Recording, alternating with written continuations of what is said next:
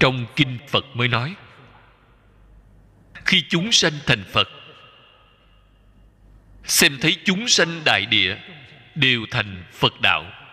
Đến hôm nào bạn xem thấy tất cả chúng sanh đều là Phật A-di-đà, chúc mừng bạn, bạn thành A-di-đà Phật rồi. Mỗi một người ngoài chính mình ra, thấy người khác đều là chư Phật Như Lai. Rồi phát tâm tu Bồ Đề thành A-di-đà Phật ấy. Họ không tin, đó là mọi người mà không tin A-di-đà Phật, tôi tu thành A-di-đà Phật cho mọi người thấy mà coi. Ủa, đặt tên A-di-đà Phật luôn, chỉ cần một câu A-di-đà Phật là đủ hết đấy. Và con cũng ước nguyện cho mọi người thành A-di-đà Phật. Con cũng nói với nhiều người mà không tin có A-di-đà Phật ấy, con phát nguyện tu thành A-di-đà Phật để cho mọi người có A-di-đà Phật, chứ không phải là không có.